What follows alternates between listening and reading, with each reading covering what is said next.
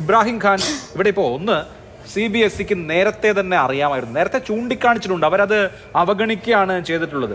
ഈ OSM first introduce ചെയ്യുന്ന സമയത്ത് ഇവിടെ ഈ കുട്ടി പറഞ്ഞതുപോലെ കുഞ്ഞുങ്ങളെ ഗിനിപ്പന്നികളാക്കി പരീക്ഷിക്കുമ്പോൾ കുറച്ചൊക്കെ പ്രിക്കോഷൻ എടുക്കാമല്ലോ, അതെടുത്തില്ല. പോട്ടെ, ഇത് നടപ്പാക്കി കഴിഞ്ഞ് പ്രശ്നമായി എന്ന് ബോധ്യമായല്ലോ.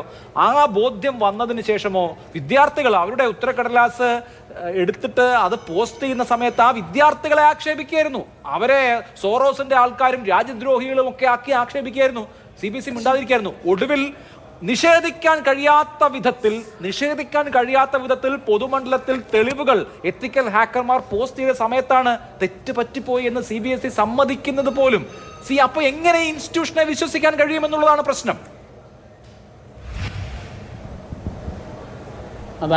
അതായത് ഇതുപോലെ ഒരു സാഹചര്യം വന്നപ്പോൾ സുപ്രീം കോടതി തന്നെ വ്യക്തമായിട്ട് ചോദിച്ചത് 2024 ഉണ്ടാകുമ്പോൾ സംഭവിച്ച സംഭവങ്ങൾക്ക് നിന്ന് പഠിച്ചിട്ടില്ലേ, അതുപോലെ ഒരു ആവർത്തനമല്ലേ ഇത് എന്നുവരെ ഇൻഡയറക്റ്റായിട്ട് ചോദിച്ചു.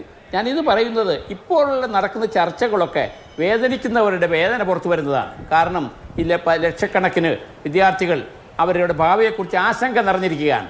അതുമായി ബന്ധപ്പെട്ട സ്കൂളുകൾക്ക് മാനേജ്മെൻറ്റും ആശങ്കയാണ്. കാരണം അനിശ്ചിതമായ ഒരു ഭാവി ഉണ്ടെങ്കിൽ അതിലേക്ക് CBSE സമ്പ്രദായത്തിൽ നിന്ന് തന്നെ മാറിപ്പോകാനുള്ള ശ്രമങ്ങൾ ഉണ്ടാകും. കാരണം ഇതുപോലെ ഉള്ള സംഭവം നടന്നിട്ടും ബഹുമാനപ്പെട്ട കേന്ദ്ര ഗവൺമെൻറ് ആഭിമുഖ്യത്തിൽ നിന്നും വ്യക്തമായ ഒരു മാർഗനിർദ്ദേശം ഉണ്ടാകുന്നില്ല.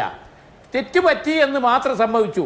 അതുകൊണ്ട് ഈ ലക്ഷക്കണക്കിന് വിദ്യാർത്ഥികളുടെ ആശങ്ക എങ്ങനെ അകറ്റാൻ കഴിയും? അതുകൊണ്ട് ഏറ്റവും ചെയ്യേണ്ടത് ഇതിൻ്റെ ഈ പുതിയ സമ്പ്രദായം ഇൻട്രൊഡ്യൂസ് ചെയ്യുന്നതിന് മുമ്പ് അവർ ഒരു മനുഷ്യത്വത്തിൻ്റെ പേരിലല്ലെങ്കിൽ ഈ രാജ്യത്തെ വിദ്യാഭ്യാസ താല്പര്യമുണ്ടെങ്കിൽ അതിൻ്റെ സ്റ്റേക്ക് ഹോൾഡേഴ്സുമായി ഒരു ചർച്ച നടത്തിയിരുന്നെങ്കിൽ ഇത്രയധികം അപാകത സംഭവിക്കുമായിരുന്നില്ല. പക്ഷേ നമുക്ക് വളരെ വ്യക്തമായ ധാരാളം തെളിവുകളുണ്ട്.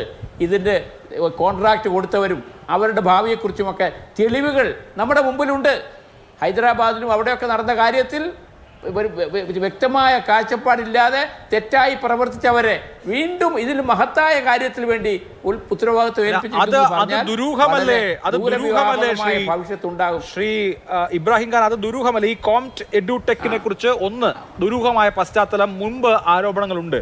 രണ്ടാമത്തേത് ഈ പ്രശ്നം ഉണ്ടായേക്കാം എന്ന മുന്നറിയിപ്പുകൾ പല ആളുകൾ ചൂണ്ടിക്കാണിച്ചു. അപ്പോൾ ഈ മുന്നറിയിപ്പുകൾ ഉണ്ടായിട്ടും ഇവർക്കൊരു പശ്ചാത്തലം ഉണ്ടായിട്ടും വ്യവസ്ഥകൾ ലഘൂകരിച്ച്, ടെൻഡറിലെ വ്യവസ്ഥകൾ ലഘൂകരിച്ച് ഇവർക്ക് തന്നെ കിട്ടട്ടെ എന്ന മട്ടിലായിരുന്നു കാര്യങ്ങളെന്നാണ് രാജ്യത്തെ പ്രതിപക്ഷ നേതാവ് അടക്കം പറയുന്നത്. അപ്പൊ ഇവർക്ക് തന്നെ ഇത് ഏൽപ്പിച്ചു കൊടുത്ത് ഇത് പൊളിക്കണമെന്ന് ആർക്കായിരുന്നു നിർബന്ധ ബുദ്ധി എന്നുള്ളതാണ് ഏറ്റവും വലിയ തെളിവ്. അത് തന്നെയാണ് ഏറ്റവും വലിയ തെളിവ്. അത് തന്നെയാണ് ആ റൂള്, CBSEയുടെ റൂള് അമൻഡ് ചെയ്തിരിക്കുന്നു. എന്തിനു വേണ്ടി?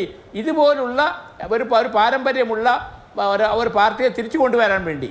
അപ്പം ഞാനിത് പറയുന്നത് നമ്മുടെ ചർച്ചയൊക്കെ ചെയ്യുന്നത് വളരെയധികം വേദനയോടുകൂടിയാണ്. കാരണം നമ്മുടെ കുട്ടികളുടെ ഭാവി എങ്ങനെയാകുന്നു, സ്കൂളുകളുടെ ഭാവി എങ്ങനെയൊക്കെ ആകുന്നു എന്നുള്ള ആശങ്കയിലാണ്. പക്ഷേ യഥാർത്ഥത്തിൽ ഒരു വസ്തുനിഷ്ഠമായ പഠനം നടത്തി ഇതിന് പരിഹാര മാർഗം ഉണ്ടാക്കാൻ എൻ്റെ അഭിപ്രായത്തിൽ നമുക്ക് പണ്ടുണ്ടായിരുന്ന വിദ്യാഭ്യാസ പരീക്ഷ സമ്പ്രദായം നമുക്കെല്ലാവർക്കും ഉപയോഗപ്രദമായിരുന്നു. ആർക്കും ഇത്രയും പരാതി ഉണ്ടായിട്ടില്ല. അത് പുനഃസ്ഥാപിച്ചാൽ തന്നെ കുട്ടികളുടെ ആശങ്ക കുറേ മാറും എന്നാണ് എൻ്റെ വിനീതമായ അഭിപ്രായം. പക്ഷേ ഈ പരീക്ഷ മൂലം വേദന അനുഭവിച്ച ദശലക്ഷക്കണക്കിന് വിദ്യാർത്ഥികളുണ്ട്. അത് ആശങ്ക അകറ്റാൻ ഒരു നല്ല വ്യക്തമായ നിർദ്ദേശം ഗവൺമെൻറ്റിൻ്റെയും CBSEയുടെയും ഭാഗത്തുനിന്നുണ്ടാകണം. പുനഃപരിശോധന എന്നൊക്കെ പറയുന്നത് എത്രമാത്രം ഇഫക്റ്റീവാണെന്ന് ഇവിടെ സംസാരിച്ചവരെല്ലാം പറഞ്ഞു. കാരണം പേപ്പർ വരെ മാറിയിരിക്കുന്നു, നമ്പർ മാറിയിരിക്കുന്നു. അങ്ങനെ ഉള്ള സാഹചര്യത്തിൽ വെറും പുനഃപരിശോധന കൊണ്ട് ഇത് കഴിയുമോ, അതോ ഒരു പുനർപരീക്ഷ തന്നെ നടത്തുന്നതാണോ എന്നൊക്കെ സംബന്ധിച്ച് ഈ രാജ്യത്തെ ജനങ്ങൾ തന്നെ ചിന്തിക്കണം. ഇവിടെ ജാതിയില്ല, മതമില്ല, രാഷ്ട്രീയമില്ല. ഈ രാജ്യത്തെ വളരുന്ന തലമുറയുടെ ഭാവിയെ വളരെയധികം പ്രതികൂലമായി ബാധിക്കുന്നതാണ്. കേന്ദ്ര ഗവൺമെൻറ് അർഹിക്കുന്ന ഗൗരവത്തോടു കൂടി ഇതിൽ ഇടപെടണം. തീർച്ചയായിട്ടും.